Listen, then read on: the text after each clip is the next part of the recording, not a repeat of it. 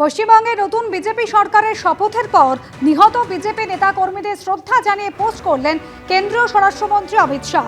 X পোস্টে কেন্দ্রীয় স্বরাষ্ট্রমন্ত্রী লিখেছেন, বাংলায় বিজেপিকে শূন্য থেকে শিখরে পৌঁছে দেওয়ার যাত্রায় নিজেদের প্রাণের আহুতি দেওয়া সেই সব কার্যকর্তাদের পবিত্র স্মৃতিতে নির্মিত এই মেমোরিয়াল শপথ গ্রহণ স্থলে উপস্থিত প্রতিটি কর্মীর হৃদয়ে আবেগের জোয়ার সৃষ্টি করছে। তাদের ত্যাগ, সংগ্রাম, বলিদান আজ সার্থক হতে চলেছে। যারা দেশ এবং সংগঠনের জন্য নিজেদের সর্বস্ব উৎসর্গ করেছেন, সেই সমস্ত শহীদদের কোটি কোটি প্রণাম।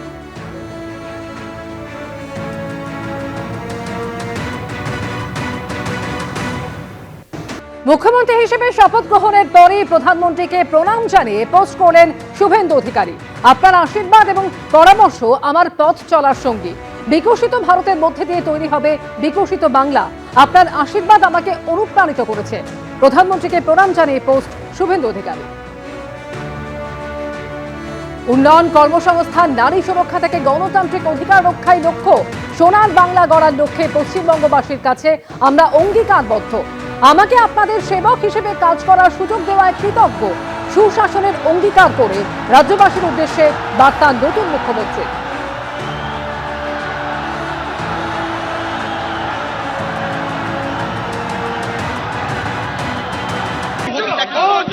এত কর্মীর জন্য হয়েছে, কর্মীদের জন্য এবং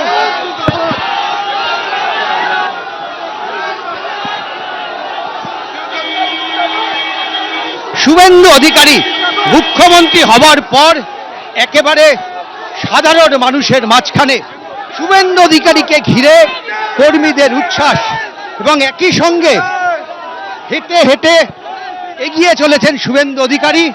তার দাবি, এই যে জয়, এটা মানুষের জয়।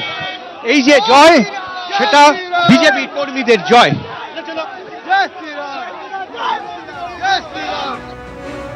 ছেলের জয়ের পর রাজ্যের মুখ্যমন্ত্রী খুশি শুভেন্দু অধিকারীর মা। ছেলেকে বলবো অভাব মৃত্যুর তদন্ত করতে। এবিপি আনন্দের প্রতিক্রিয়া মুখ্যমন্ত্রী শুভেন্দু অধিকারীর মায়ের।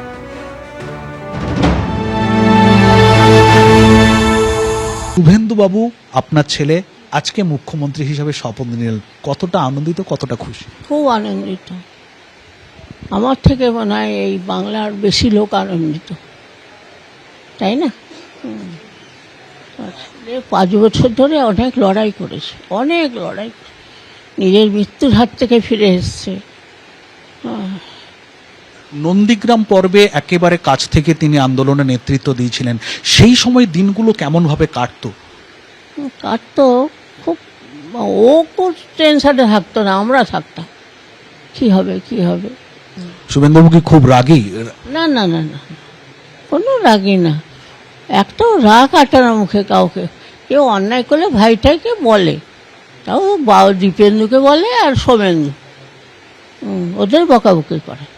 এমনি ঘরে কাউকে না। তার বড় ভাই আছে, সে তো রাজনীতি এত থাকে না, কিন্তু ভাইদের কোনো বিপদ হলে কাছাকাছি ছুটে যায়। বড় হিসাবে কিছু বলবেন, কি কি কাজগুলো করাটা ওনার দরকার, বা কি কি কাজ করতে বলবেন? ওই বলবো, ওই আপনার অভয়া, ওই ব্যাপারটা দেখতে বলবো। ও একা নয়, আরও যারা আছে তাদের জন্য লড়ে। আর এই বেকারত্ব আছে, মহিলাদের নিয়ে খুব চলছে, সেইগুলো দেখবে। আর গরিব মানুষের বাড়ি ঘর। ব্রিগেডে আজকে শপথ গ্রহণ অনুষ্ঠানে ছিলেন প্রধানমন্ত্রী নরেন্দ্র মোদী। আর শপথ গ্রহণ অনুষ্ঠানের পর রাজ্যের মানুষের উদ্দেশ্যে সাষ্টাঙ্গ প্রণাম করলেন প্রধানমন্ত্রী নরেন্দ্র মোদী।